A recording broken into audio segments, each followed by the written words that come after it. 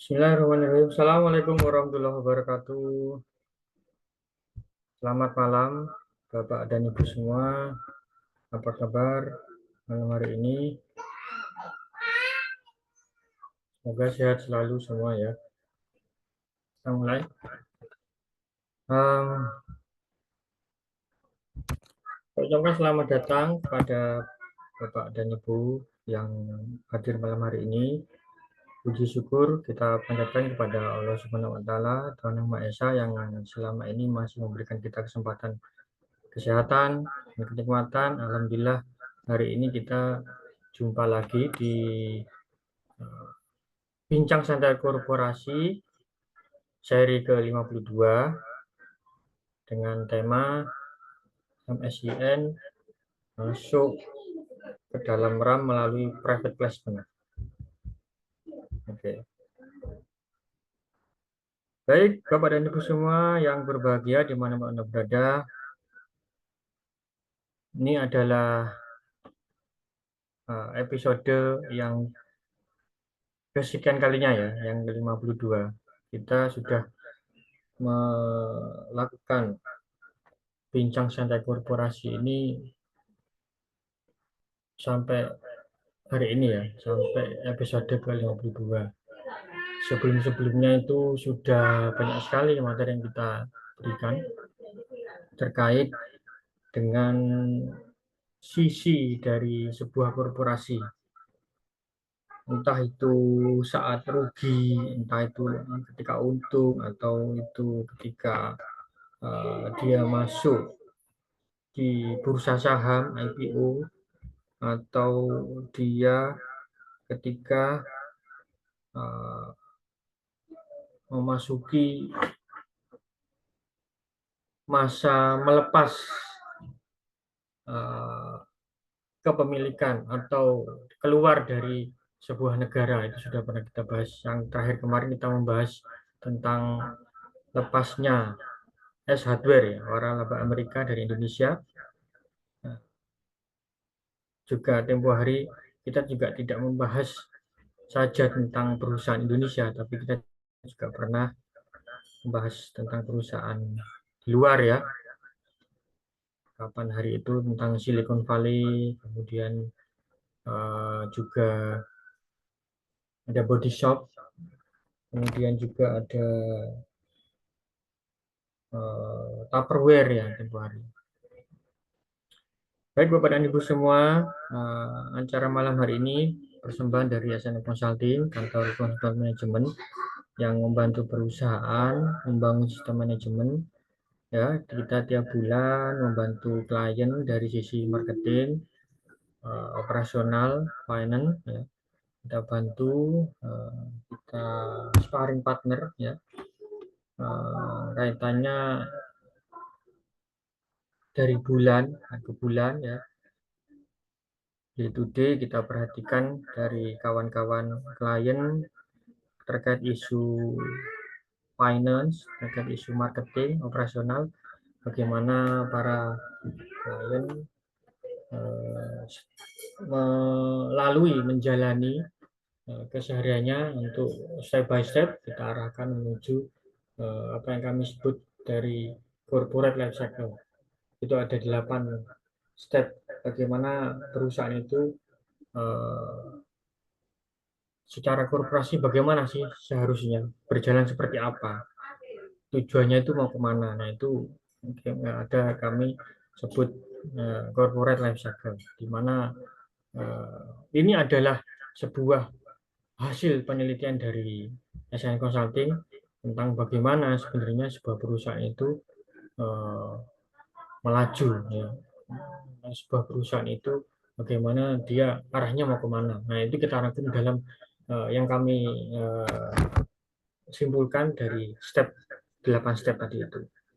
Nah, kita pandu klien untuk memenuhi satu persatuan tangga dan nantinya bisa menuju step ke-8 full korporatisasi. Baik, malam hari ini temanya terkait tentang judulnya RAM ya. Tempo hari kita juga pernah membahas RAM ketika dia IPO. itu. Nah, sekarang ini ada MSCN, ini sebuah perusahaan digital entertainment, ya, MNC.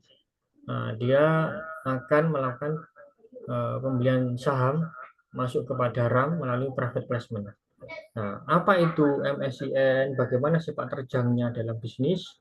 Kemudian juga RAM itu bagaimana? Mengapa kok MSCN itu akan masuk melalui private placement? Nanti akan dibahas oleh Bu Asti malam hari ini. Baik, tidak perlu kita menunggu lama, langsung saja saya persilakan Bu Asti untuk menyampaikan materi. Silakan Bu Asti.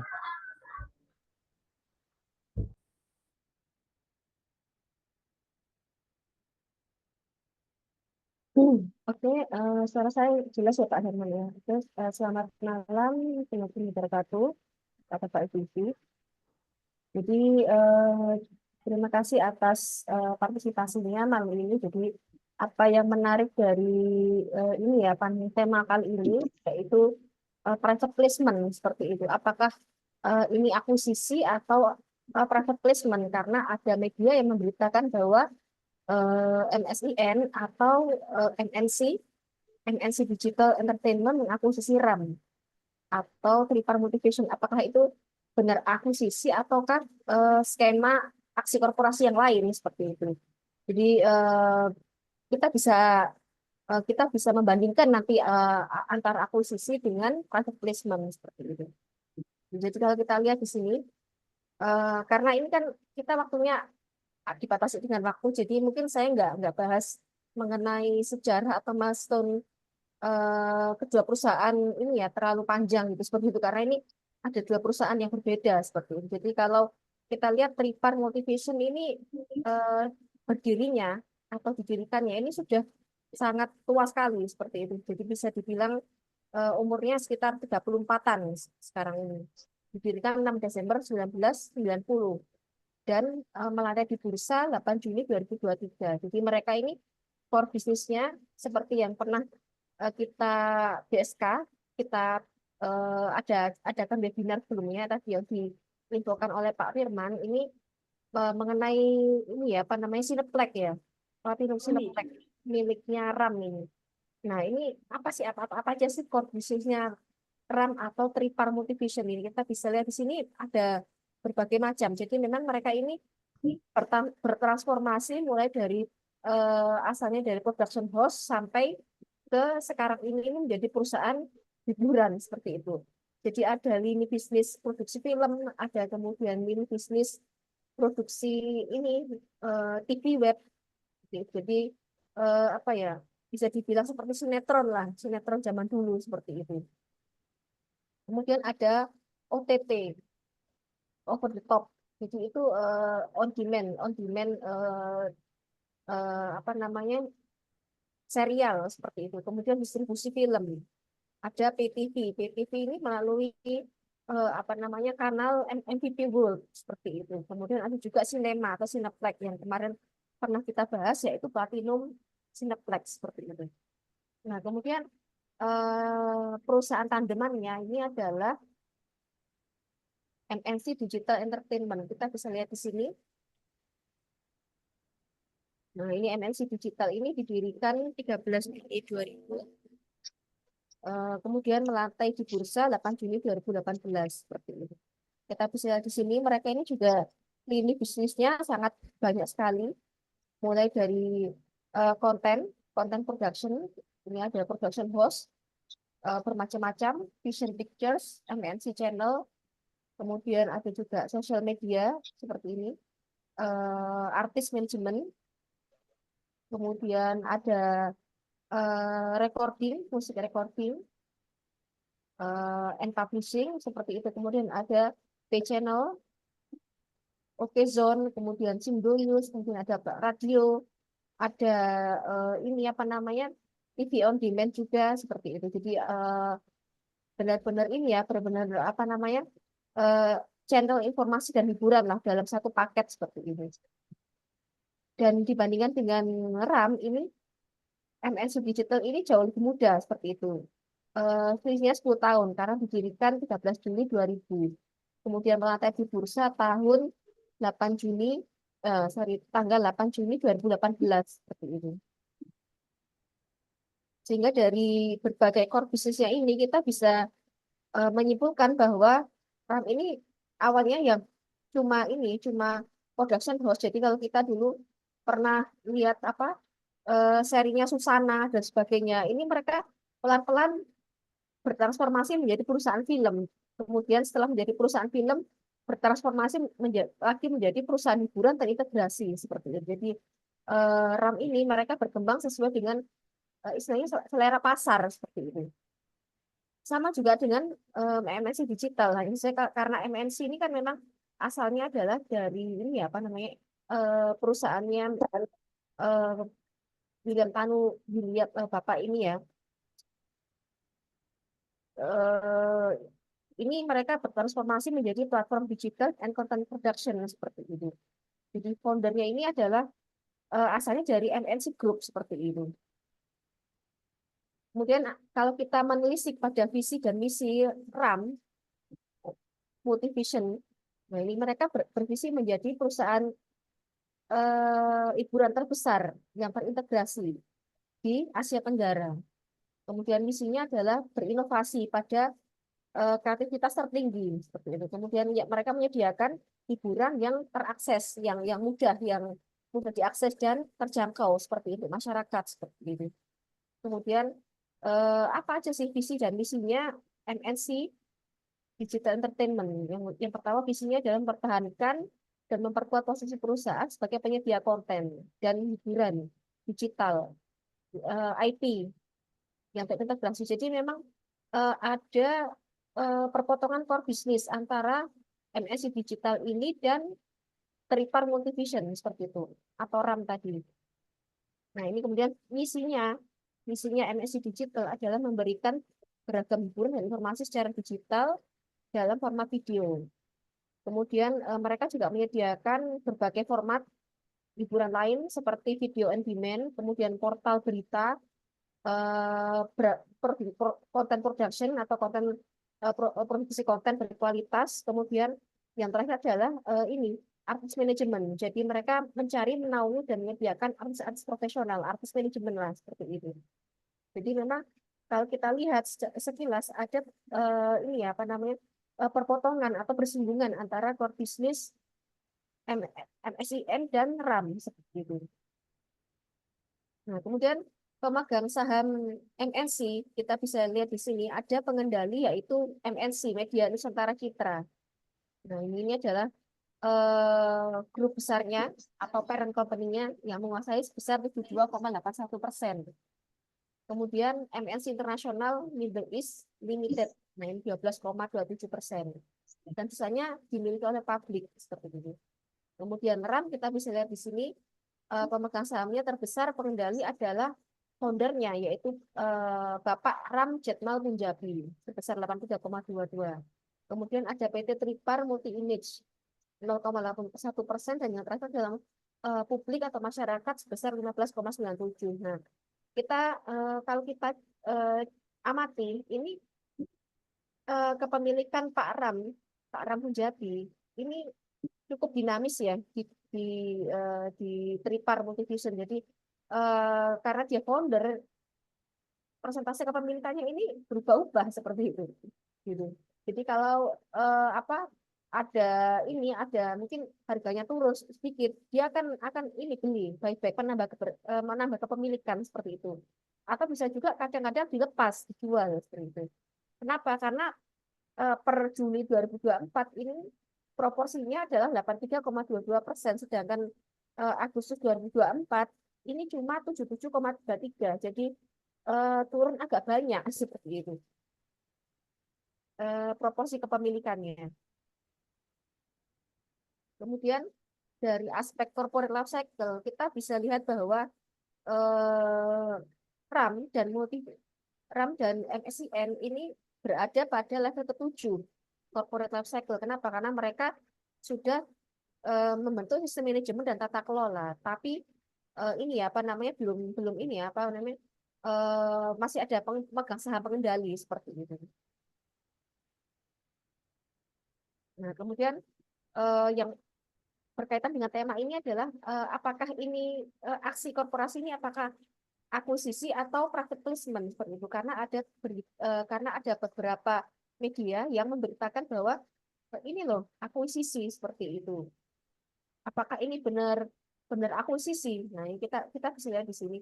Kita bisa amati di sini bahwa perbedaan antara akuisisi dengan private placement ada seperti ini. Jadi ada perpindahan dana dari si si pengakuisisi dari perusahaan yang mengakuisisi dan diakuisisi seperti itu. Sedangkan kalau private placement ini terjadi di luar bursa seperti itu. Kalau akuisisi di dalam bursa. Sedangkan private placement ini terjadi bisnis to bisnis seperti itu. Nah, kita bisa lihat di sini perbedaannya seperti itu. Jadi ada investor yang sudah ditunjuk pada private placement seperti itu. Yang kita lihat, yang kita bilang atau kita identifikasi sebagai accredited investor. Investor ini bisa perusahaan lain, bisa kompetitornya, bisa asuransi, bank dan lain-lain seperti itu.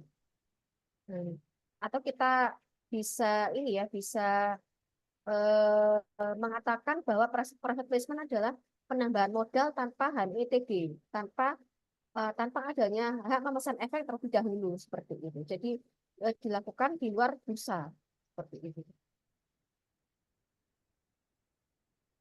Jadi kalau kita menilik pada ini, pada timeline atau pada tanggal pelaksanaannya, ini sebelumnya MSIN atau MSI Digital ini sudah melakukan stock split dengan rasio 1:5. Jadi misalkan eh, sahamnya awalnya adalah 10, sekarang jadi 50 seperti itu. Dengan alasan atau dengan tujuan supaya lebih liquid dan terjangkau seperti ini. Kemudian jumlah saham beredar otomatis ini membesar dari 12,1 miliar lembar menjadi 60,6 miliar lembar seperti itu. Kemudian dari aksi stock split ini dilakukan PMT HMITD ini tadi atau penambahan modal penambahan modal tanpa HMITD seperti itu yang kita kenal sebagai private placement seperti itu.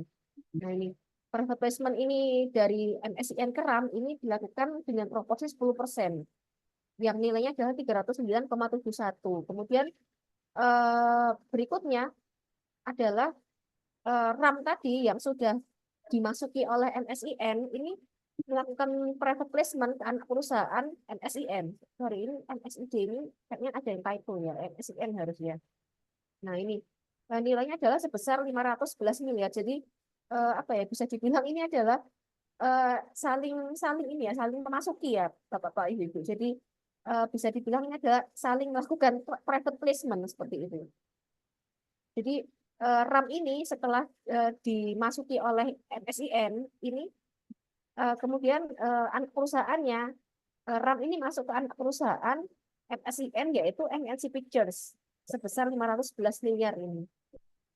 Seperti itu. Jadi kalau kita mapping atau kita petakan ini apa namanya aksi korporasinya ini seperti ini. Gitu. Jadi saling melakukan private placement seperti ini. Nah, bedanya dengan akuisisi adalah kita bisa lihat ini bahwa akuisisi biasanya sudah menemukan pedal RPD atau transaksi RPD dan hanya dilakukan jika menghasilkan peningkatan return on investment dan value bagi peserta dengan risiko yang lebih rendah. Jadi akuisisi ini juga biasanya dilakukan di bursa. Jadi eh, tidak tidak seperti PMT HMITD ini seperti itu yang biasanya dilakukan secara bisnis to bisnis atau bisa dilakukan di luar bursa seperti itu. Kemudian apa apa sih efeknya pada pedagang saham MNC Digital? Jadi kalau kita lihat di sini ada sentimen yang mengerek harga sahamnya cukup tinggi seperti itu. Jadi kalau kita lihat ini di sini pada saat pelaksanaan ini sebelum pelaksanaan ini ada kenaikan saham yang cukup harga saham yang cukup tinggi ya. Jadi per Agustus sebelum sebelum ada private placement, nah ini ada berita ya, ada berita private placement ini kita lihat ini di sini harga sahamnya cukup naik cukup banyak seperti itu. Walaupun kemudian setelah selesai itu jadi ikutan turun seperti itu. Oke, jadi ini kalau kita lihat hari ini terakhir adalah 6.600 seperti ini harga saham MSIM ini. Padahal bulan Agustus kemarin ini kita lihat bahwa ini harga sahamnya masih sekitar 4.000 rupiah ya per lembar ya. Sekarang hari ini menjadi 6.600 per lembar seperti itu. Nah, ini sama halnya dengan Tripar Multivision atau RAM ini. Kita lihat ada sentimen positif ke harga sahamnya. Jadi kita bisa lihat ini di sini Agustus, sekarang ini kan September, awal Oktober. Nah, ini ada kenaikan pada harga saham Tripar walaupun akhirnya setelah akuisisinya selesai turun lagi seperti itu. Longsor lagi seperti itu. Nah, dari diskusi yang kita yang kita diskusikan tadi, yang kita petakan tadi, apa sih yang terjadi seperti itu? Kepemilikan MSIN pada RAM melakukan merupakan aksi korporasi PMT HMITD atau penambahan modal tanpa dilakukan HMITD, tanpa dilakukan hak memesan terbatas efek dalam negeri seperti itu. Dari manajemen RAM ini menginformasikan bahwa seluruh dana yang diterima digunakan untuk pengembangan usaha seperti itu melalui investasi yang tujuannya akan memberikan nilai tambah bagi perseroan ke depan seperti itu. Nah, kemudian RAM dan MSIN ini memiliki core bisnis yang bersinggungan seperti itu. Jadi mereka melihat ini memungkinkan terjadinya efisiensi operasional ketika bersinergi seperti itu. Nah, sinerginya ini dalam aspek apa? Seperti itu. Produksi konten, kemudian efisiensi biaya, kemudian pengalaman profesional seperti itu, pengalaman apa namanya produksi seperti itu, penambahan penambahan monetisasi konten dan kolaborasi pemasaran, promosi hingga operasi seperti itu. Jadi kita bisa lihat tadi memang core bisnis RAM dan MSIN ini memang hampir hampir sama seperti itu. Kemudian dari aspek keuangan kita bisa baca di sini bahwa market cap MSIN ini jauh jauh lebih besar sekali ya daripada RAM, jadi 82 triliun. Kemudian RAM ini 3,42 triliun seperti itu. Kemudian dari jumlah saham beredar, RAM ini jumlah saham beredarnya adalah 5,03 miliar lembar, sedangkan MSIN karena kemarin sudah stock split, jumlah saham beredarnya adalah 60,6 miliar lembar seperti itu. Nah, kemudian dari di aset ini juga MSIN atau MSI Digital ini lebih besar. Kemudian dari aspek apa debt equity ratio ini hampir sama seperti itu. Jadi stabil di angka 16-17 seperti itu. Kemudian debt to aset juga sama, rasio hutang ke aset ini juga hampir sama. Kemudian dari aspek penjualan eh, karena ini ya MSI Digital ini lebih besar atau ini ya lebih gede asetnya, penjualan juga otomatis lebih besar seperti itu. Demikian demikian pula dengan labanya. MSI Digital ini lebih besar labanya seperti itu. Kemudian jumlah karyawan juga sama, jauh lebih besar sekali MSI Digital daripada Tripar Multivision seperti itu. 300 versus 1.930.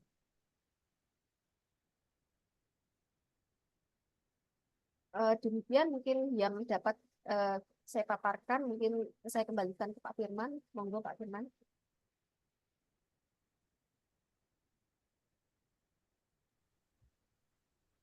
Baik, Bu Asti. Oke, ya itu tadi RAM dan ya, MSIN ya. Jadi eh, ada potongan yang mereka memang itu sama ya dengan kegiatannya juga sama. Ya, itu menjadi pertimbangan RAM MSIN untuk melakukan pembelian saham kepada RAM gitu. Ya, dan kalau saya lihat itu menarik ya Bu Asti. Jadi mereka ini sepertinya sudah janjian apa gimana itu ya? Apa semacam tukar guling gitu ya? Karena kan tadi kan saling terkait itu yang MSIN membeli saham dari RAM, kemudian RAM juga ada pembelian saham ke MSCN gitu ya. Bisa dikatakan seperti itu enggak, Bu? Apa sudah gimana tuh? Janjian atau gimana tuh ya? Jadi ini biasanya sih ya itu tadi Pak Firman ada negosiasi seperti itu. Oke. Saya tak nambahkan, Mas Firman. Ya, jangan. Jadi di media, seperti yang disampaikan Mbak Asti tadi, banyak yang menyebut transaksi yang tadi dibicarakan itu adalah akuisisi MSIN atas RAM, alias RAM diakuisisi oleh MSIN. Nah, apa sih sebenarnya akuisisi? Akuisisi itu adalah transaksi pada existing stock, bukan penerbitan saham baru. Jadi kalau disebut akuisisi itu, misalnya RAM itu kan pemegang saham tadi isi Rampu Jambi itu 80 sekian persen. Nah, kalau disebut akuisisi, maka MSIN membeli sahamnya Rampu Jambi. Dan biasanya kalau akuisisi itu akan dilakukan pada persentase yang hampir 100%. Jadi misalnya ketika Danone dari Prancis mengakuisisi Aqua, waktu itu yang dibeli adalah sahamnya si pendiri, sekitar 80%. Nah, masih tersisa sahamnya publik sekitar 20%. Nah, setelah saham pendiri diakuisisi, maka kemudian Danone melakukan yang namanya uh, public offering, memberikan tawaran kepada publik untuk menjual sahamnya kepada Danone. Nah, dengan harga yang lebih tinggi. Dan diberitahu bahwa setelah penawaran ini, kalau pemegang saham ya di pasar tidak menjual, maka dia akan sulit untuk menjual karena habis itu dilakukan uh, stok apa namanya delisting di lantai bursa, menjadi private company. Nah, itulah akuisisi. Jadi akuisisi itu membeli perusahaan yang mengakuisisi, membeli saham perusahaan yang diakuisisi dari para pemegang saham. Sehingga kalau misalnya itu memang akuisisi, duit itu akan mengalir dari PT MSIN tadi kepada bukan kepada PT RAM, tapi kepada Rampu Jambi sebagai pemegang saham. Nah, bagi pengakuisisi, transaksi seperti itu sebenarnya adalah transaksi yang disebut anorganik, yaitu membesarkan RPD-nya dengan cara yang cepat, dengan cara yang instan, karena perusahaan sudah jadi. Nah, apakah transaksi antara MSCN dengan RAM itu seperti ini? Ternyata tidak. Nah, maka kalau tidak, ini tidak bisa disebut sebagai akuisisi. Apa yang terjadi? Yang terjadi adalah RAM menerbitkan saham baru, dibeli oleh MSCN. Nah, kalau seperti ini, transaksinya ada dua kemungkinan. Kalau enggak right issue, ya private placement. Dua-dua transaksi ini adalah transaksi antara perusahaan, dalam hal ini adalah RAM, emiten si RAM itu, dengan para investor. Nah, investor dalam hal ini adalah MSCN. Maka, karena transaksinya adalah perusahaan, ya RAM dengan MSCN, maka uangnya akan masuk kepada RAM. Nah, dan kemudian MSCN menjadi pemegang saham, sebagai disampaikan sekitar 10% tadi. Nah, apa bedanya right issue dengan private placement? Dua-duanya kan tadi kan sama-sama saham baru, dan karena saham baru, maka uangnya masuk ke perusahaan. Lalu apa bedanya? Kalau private placement itu transaksinya tidak dilempar ke pasar, tidak diumumkan di pasar. Transaksinya adalah private, B2B, antara penjual dengan pembeli. Siapa penjualnya? Penjualnya PT RAM. Siapa pembelinya? PT MSCN tadi. Sedemikian rupa sehingga ketika ini ternyata transaksinya tadi tidak dilakukan di publik, tanpa HMETD, tanpa HMTD itu hak memesan efek terlebih dahulu. Jadi kalau dengan HMETD itu dijual kepada siapa saja di pasar yang mau, existing shareholder diberi hak dulu, namanya waran, nanti waran bisa dieksekusi, bisa tidak. Kalau tidak dieksekusi bisa dijual. Intinya saham baru tadi bisa dibeli oleh siapapun di pasar. Tapi kalau private placement itu tidak, itu B2B. Nah, dalam kasus RAM dengan MSCN ini adalah B2B. Jadi si RAM menerbitkan saham, ditawarkan kepada MSCN, MSCN mau, ya sudah, jadilah terjadi transaksi, duitnya masuk ke RAM. Nah, untuk apa duitnya? Ya terserah. Nah, kalau dalam konteks ini tadi dipakai juga untuk membeli saham juga anak perusahaannya MSCN. Nah, kalau kita lihat kayak begini, ini kondisinya berbeda dengan yang ada di Barat, di Amerika. Kalau di Amerika, pemilikan silang antar perusahaan kayak gitu tuh bisa dikatakan tidak tidak menjadi model. Mereka karena banyak sekali investment company yang gede-gede, maka kalau sebuah perusahaan itu melakukan private placement atau right issue, pembelinya bisa dipastikan adalah perusahaan-perusahaan investasi kayak BlackRock, kayak Berkshire Hathaway, kayak Fidelity, State Street, dan sebagainya. Tapi kasus di Indonesia, ini kan kita ini berbeda dengan Amerika karena kita tidak ada investment company yang gede. Kayak di Amerika itu. Ada Saratoga, tapi kalau dibandingkan Amerika nggak ada apa-apanya. Itu pun sudah ditinggalkan sama foundernya, sudah tidak dikembangkan lagi sama Sandi. Nah, kalau di Indonesia ini, perusahaan melakukan right issue atau private placement atau IPO, nah itu biasanya ada dua kemungkinan. Kalau yang melakukan adalah dari Barat, maka pembelinya selalu adalah perusahaan investasi, ya BlackRock dan kawan-kawan tadi. Tapi kalau lokal itu biasanya adalah pemilikan silang antar perusahaan itu. Jadi kayak kayak ya gaya kita itu kayak konglomerasi begitu. Nah, beda lagi dengan di Jepang dan di Korea. Kalau di Jepang dan Korea mirip, ada miripnya dengan Indonesia, Korea Selatan maksudnya. Tapi perusahaan di sana melawan proses right issue dan private placement itu terus-menerus sampai kemudian menjadi perusahaan gede tanpa ada pemegang saham pengendali.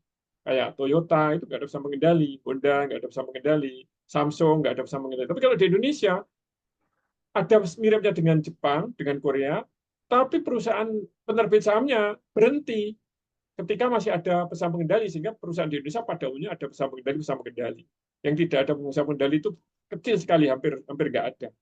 Nah, itu bedanya di Jepang, di Barat ya, terutama motornya Amerika dengan di Indonesia.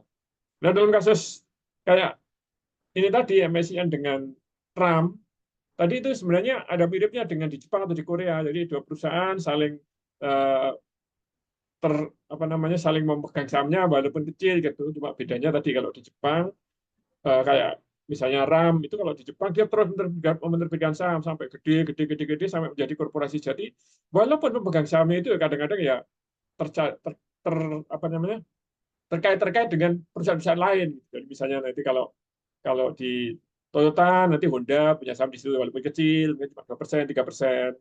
Honda juga menerbitkan saham, ada salah satu anak perusahaan Toyota yang beli tapi kecil, 2%, 3%. Nah, kalau di Jepang muncul korporasi sejati, tapi ada banyak keterkaitan antar perusahaan. Kalau di Amerika cenderung clear, pemegang saham itu hanya perusahaan investasi. Di Barat pada umumnya nggak di Amerika. Nah, di Indonesia ada keterkaitan tapi tidak berlanjut menjadi korporasi sejati. Itu kenapa di Indonesia, perusahaan Indonesia itu pada umumnya kalau dibandingkan perusahaan-perusahaan asing cenderung kecil. Kecil pakai banget. Gitu. Itu informasi tambahan ya untuk bahan diskusi malam ini. Monggo Mas Bram.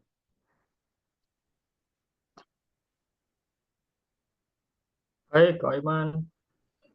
Ya, silakan Bapak dan Ibu yang ingin berkomentar tentang materi hari ini, malam ini. Saya Silakan. Firman Juli Srihandono. Monggo Pak Juli. Ya, selamat malam. Assalamualaikum warahmatullahi wabarakatuh. Salam. Jadi kalau kita lihat ya RAM kecenderungannya kan rugi ya di tahun ini, mungkin tahun belakangan.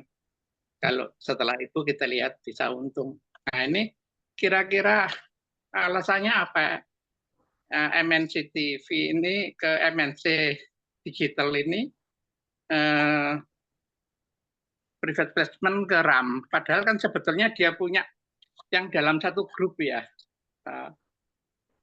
Di MNCN atau di mana kan punya. Nah ini background-nya apa? Karena apa mereka intangible asset-nya bisa memanfaatkan itu sehingga over liquid dari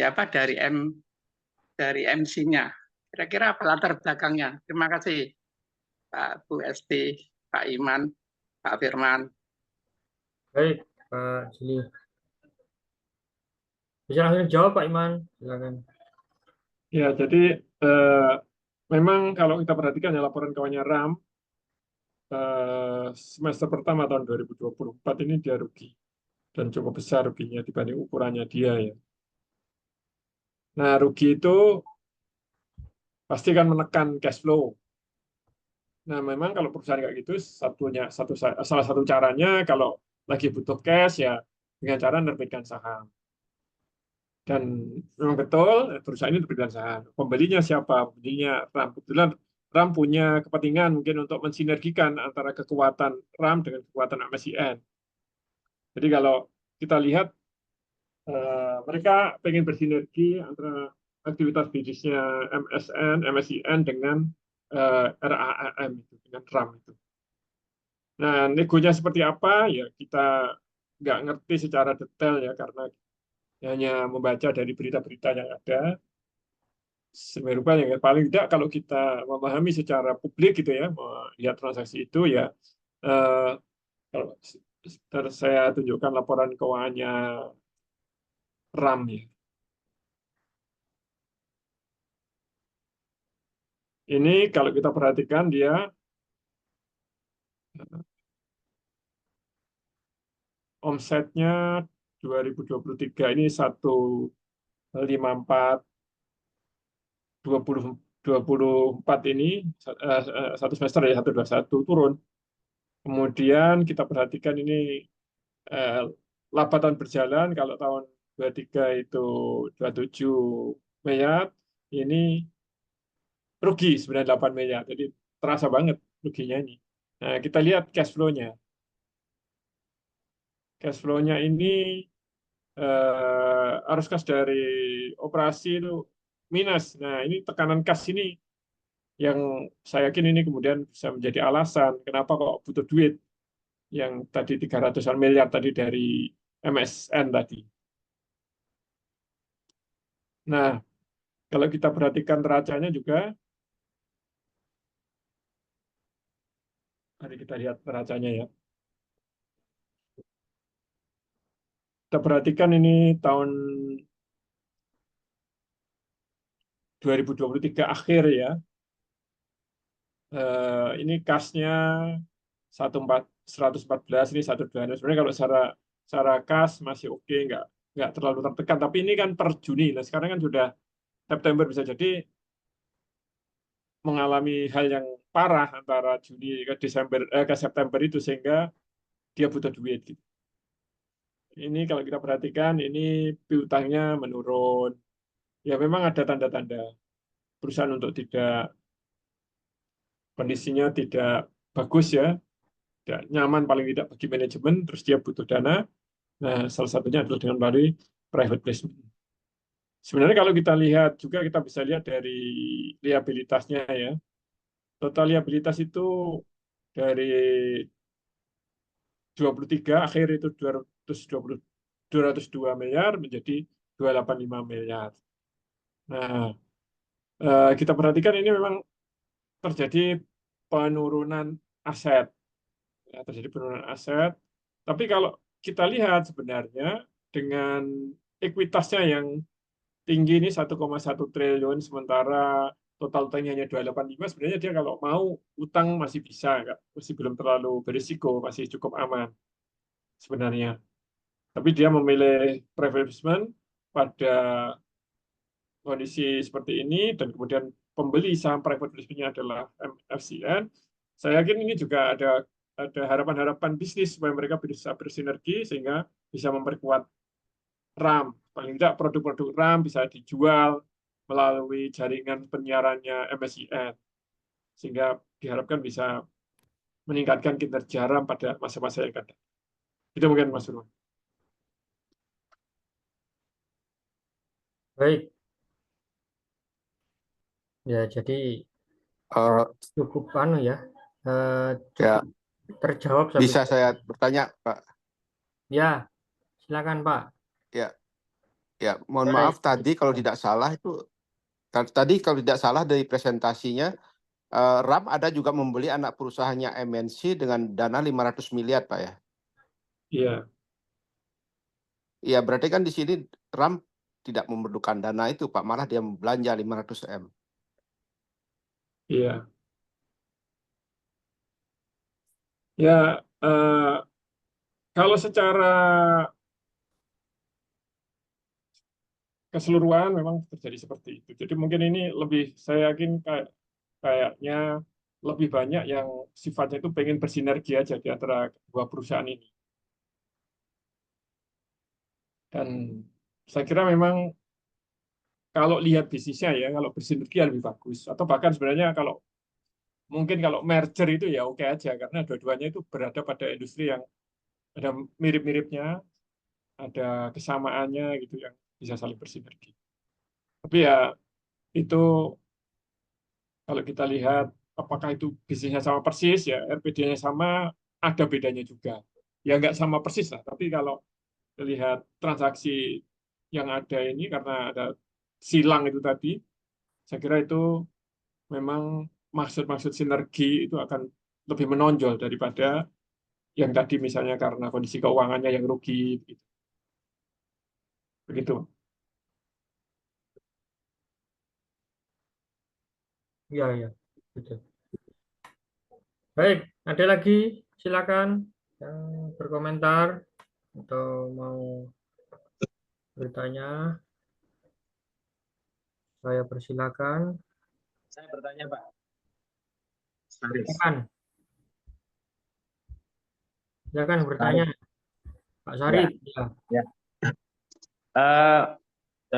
Tadi itu kalau nggak salah dari MSCN masuk 300 ya. Kemudian RAM masuk ke anak perusahaannya 500. Berarti kan sebenarnya RAM ini mengeluarkan duit lebih banyak ke anak perusahaan. Sehingga kalau ditinjau dari strategi bisnis barangkali ada keperluan RAM terhadap anak perusahaan itu untuk mengembangkan bisnisnya.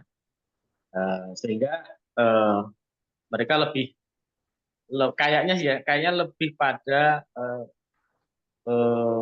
mengeratkan bukan hanya bisnis ANSI tapi berbagi saham. Tapi sebenarnya pertanyaan saya adalah kenapa RAM masuk ke anak perusahaan? Apakah di situ dia menjadi pemegang saham pengendali sehingga dia bisa mengembangkan bisnisnya lewat anak perusahaan MSCN atau gimana? Itu Pak. Mas. Baik, Pak Sarif. Ya, itu nanti kita baru bisa mendapatkan jawaban yang lebih clear kalau laporan keuangan triwulan ketiga, kuartal ketiga ini, akhir September ini sudah keluar. Sekarang masih belum kita lihat. Nanti kalau sudah keluar, kita bisa PSK-kan lagi, Mas Firman, untuk melihat sebenarnya transaksi itu apa. Apakah tadi misalnya ini bisa aja si RAM itu mengakuisisi anak perusahaan itu. Kalau lihat nilai besarnya ya, 500. Jadi begitu. Kalau itu terjadi, maka nanti omsetnya RAM akan meningkat. Asetnya RAM akan meningkat. Nah, kalau lihat angka 500-nya ya, tapi kita belum bisa memastikan karena laporan keuangannya belum terbit. Nanti kalau laporan keuangan terbit, kita bisa memastikan transaksi-transaksi yang terjadi. Nah, pelajaran yang menarik adalah bahwa untuk kondisi di Indonesia yang tadi saya sampaikan, ada kondisi yang bisa mencontoh apa yang ada di Jepang, apa di Korea, antar perusahaan itu saling terkait seperti sekarang yang dilakukan oleh antara MSCN dan RAM itu melalui transaksi private placement yang saling terkait tadi. Dan kalau kita perhatikan di Jepang dan Korea itu luar biasa. Kedua negara itu bisa dikatakan pada industri tertentu ya itu bisa mengalahkan Barat. Saya kalau di gadget Samsung itu mengalahkan Barat. Di mana-mana orang pakai Samsung. Kalau di otomotif ya Toyota itu mengalahkan mobil-mobil Barat itu di Amerika. Jadi perusahaan mobil besar. Cuma yang harus diperhatikan adalah bahwa private placement yang seperti dilakukan oleh RAM ini kalau di Jepang dilakukan terus-menerus sampai tidak ada penguasa pengendali. Nah, kalau kita kayaknya itu yang belum. Tapi paling ya sekali, 2 kali. Nanti kalau di pendiri, berarti kalau RAM itu pendiri adalah Ramput Jambi, nanti sudah mungkin tinggal 52% atau 55%, sudah berhenti, stop, nggak tumbuh perusahaan. Nah, itu yang menurut saya perlu dicermati supaya kita bisa, tidak perlu dikoreksi ya, supaya kita bisa, perusahaan di negeri kita bisa jadi perusahaan besar kayak di Jepang yang raksasa itu, menguasai pasar kemana-mana termasuk di Indonesia, atau seperti Korea Selatan yang perusahaan saya juga menguasai pasar di mana-mana termasuk di Indonesia. Bahkan sekarang setelah perusahaan-perusahaannya membesar dan masuk kemana-mana, disinergikan dengan budaya popnya, maka kemudian muncullah K-pop yang juga mengekspor kulturnya kemana-mana termasuk ke Indonesia. Belakangan kemudian makanan juga ikut terkenal. Gitu. Nah, kalau kita bisa seperti itu, proses korporasi ini berjalan, walaupun tidak seideal di Amerika, saya kira peluang bagi kita untuk menjadi perusahaan yang gede, menjadi perusahaan-perusahaan yang meraksasa kayak di Jepang atau di Korea Selatan, ini juga terbuka luas. Itu, Mas. Ya, silakan Bapak Ibu sambil istirahat malam. Mungkin ada lagi yang bertanya, komentar kaitannya masuknya MNC ke RAM ini. Silakan.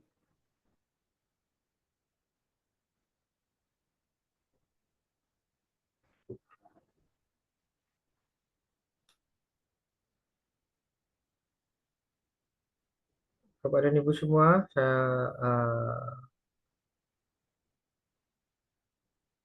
saya sampaikan bahwa minggu depan, hari Kamis ya, kita ada kegiatan webinar, ya temanya tentang disiplin eksekusi bagi middle management, bagi Bapak dan Ibu yang berminat untuk tim manajemennya untuk ikut pada webinar, bisa didaftarkan di masing-masing admin yang kami sampaikan di grup ya masing-masing. Dan kemudian juga nantinya kita juga akan terus merilis tema-tema webinar terbaru kaitannya dengan middle management dan juga isu-isu kaitannya tentang eksekusi ya.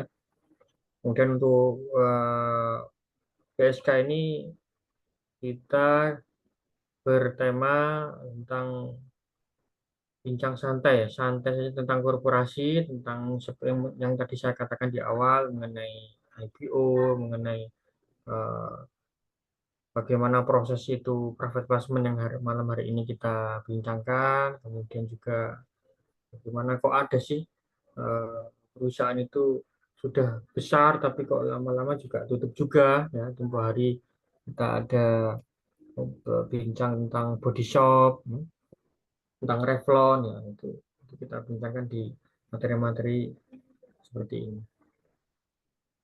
Kemudian juga materi-materi tulisan-tulisan korporatisasi yang biasanya kami sampaikan di grup-grup WhatsApp dan juga Telegram. Bapak Ibu bisa ikuti di grup-grup kami. Baik, silakan. Ada lagi pertanyaan?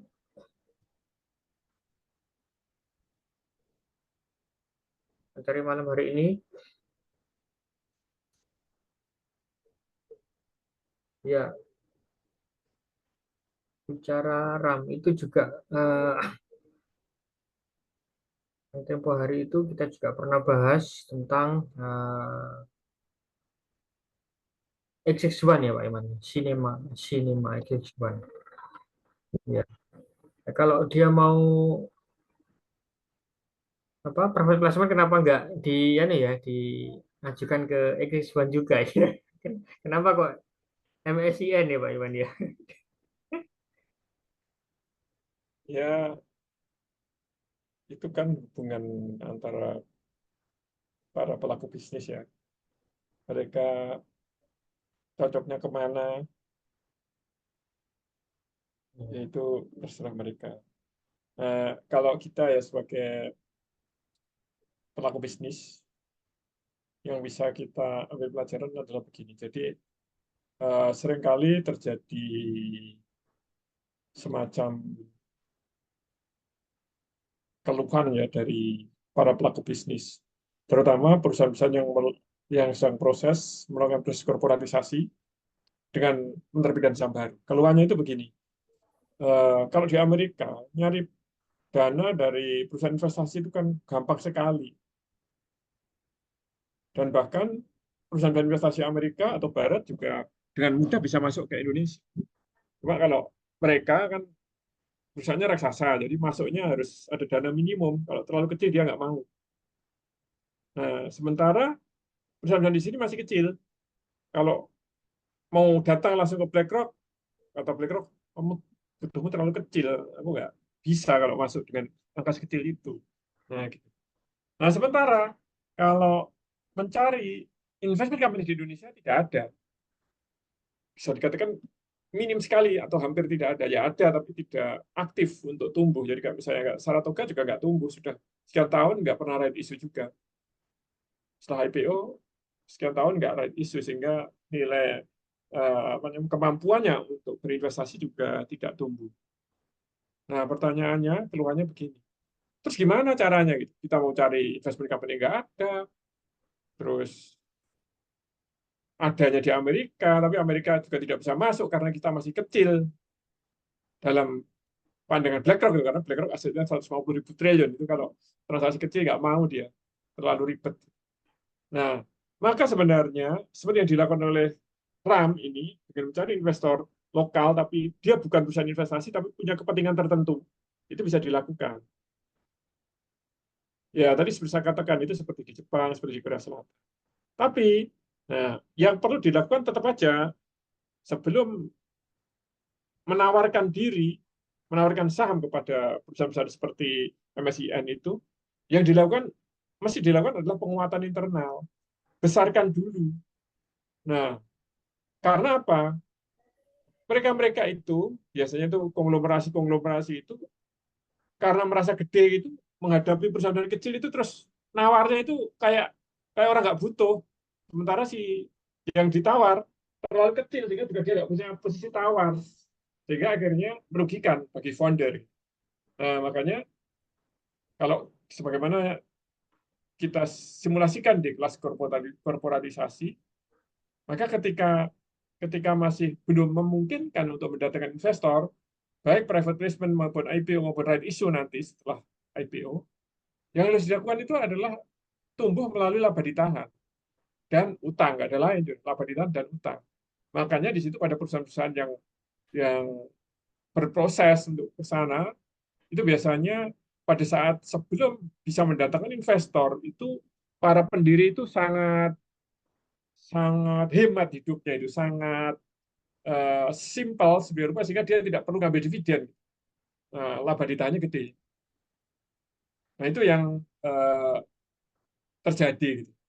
Bahkan pada perusahaan-perusahaan yang katanya ini dari konglomerat yang duitnya tanpa seri, misalnya Siloam.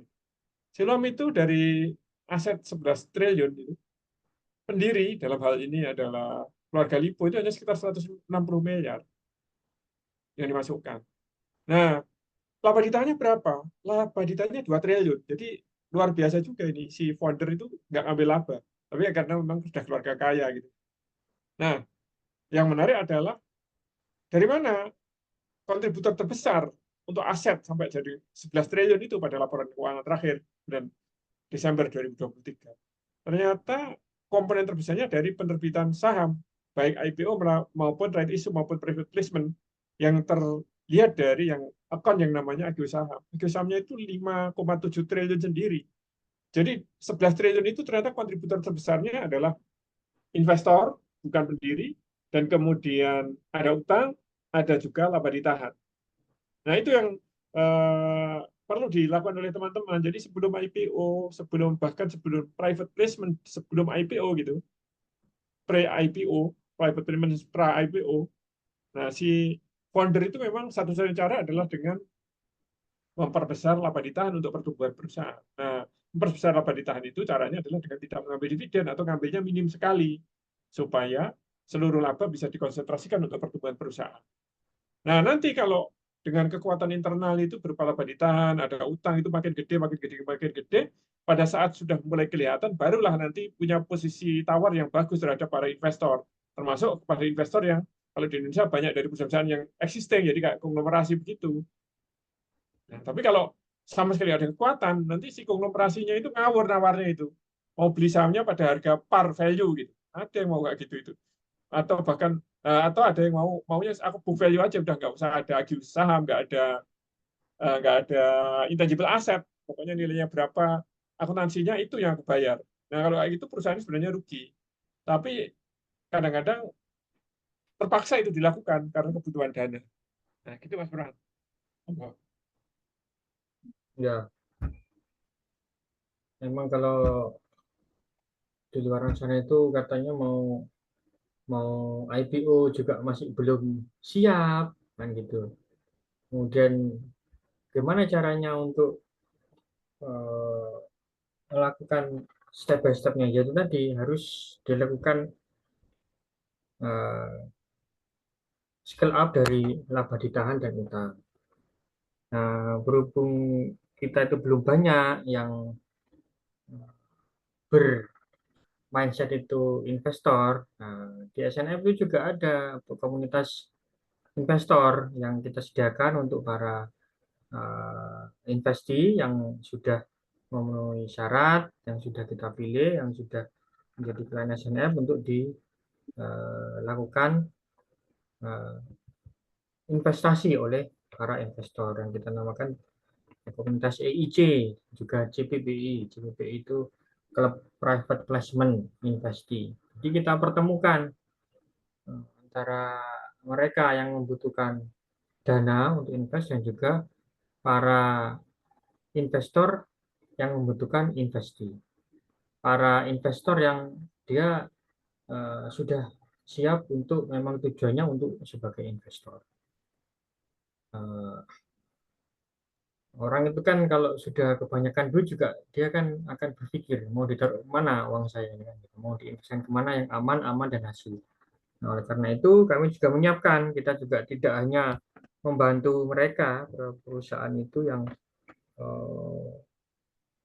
dibantu dari sisi operasional, finance, marketing, tapi juga kita membantu mereka menyiapkan dananya pula untuk scale up dan terus tumbuh ya, sesuai dengan apa yang kami sampaikan di grup-grup tentang corporate life cycle. Bagaimana prosesnya perusahaan itu step by step ya menjadi korporatisasi. Korporatisasi ya. Segala sesuatu yang ada imbuhan sasinya itu biasanya proses. Jadi korporatisasi itu adalah proses perseorangan, perusahaan perseorangan ya, awalnya itu UD, kemudian naik menjadi PT, ya dari CV menjadi PT, dari koperasi menjadi PT, nantinya lama kelamaan akan menjadi besar dan proses dan berproses ya. Nah, bukan hanya menerima uang saja, tapi dia juga dari internal juga berproses. Makanya kita juga memberikan layanan kaitannya dengan webinar-webinar tentang middle management, tentang level pertama perusahaan, ya, level pertama kedua, ya.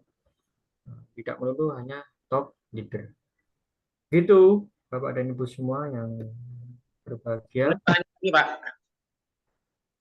Ya Pak Sarip, silakan. menarik itu tadi apa investor apa komunitas investor ya atau investor club ya. Ya, Itu prosedur untuk mengakses informasi itu bagaimana Pak? Misalnya saya punya rencana pengembangan bisnis nih. Nah, kemudian kita membutuhkan investasi dari calon mitra. Itu bagaimana dari SNF memfasilitasi itu? Prosedur apa yang harus kita lakukan? Terima kasih. ya. Di komunitas itu kan kita sediakan edukasi Pak Sarip, kita sediakan pemahaman tentang bagaimana kalau Anda mau chip in, Anda mau invest di suatu perusahaan investi, apa syaratnya kan gitu. Kita dilakukan edukasi di grup itu.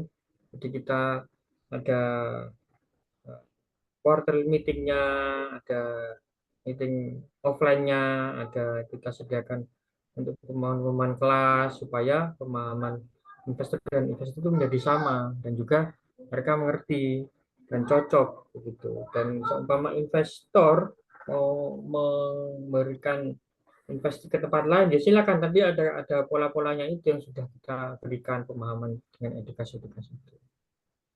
Gitu. Ada Pak, kita semacam matching itu, bisnis matching antara investor dan investi. Baik yang kita selenggarakan secara B2B langsung berdua, atau kita juga punya forum untuk menawarkan.